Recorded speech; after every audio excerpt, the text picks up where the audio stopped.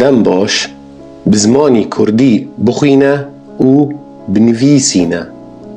Çawa tîpê C tê bilêvkirin?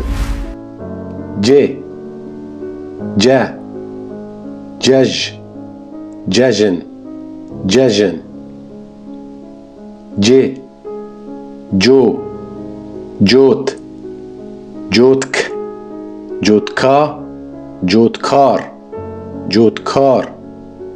C, c, cil, cil. C, c, cih, ciha, cihan, cihan.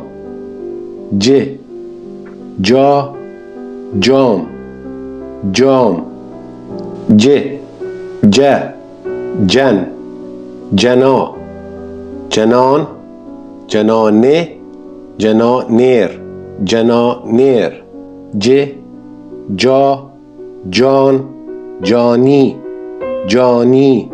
C, c, cil, cilş, cilşo, cilşo. C, ce, cav, cavr, cavre, cavrek, cavrek.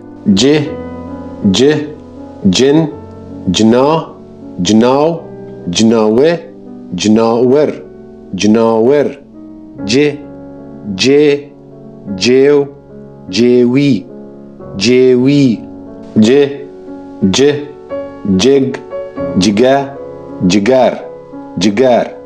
C, ce, cav, cav. C, cu, cuv, cuva, cuva. هەگەر کەیفی تەشفلم ڕۆ هات بشینە هەڤاڵێن خەڕا من بشۆپینن لەسەر یوتوب لەسەر فەیسبووک بمینن بخۆشیێدا سپاس ji we re.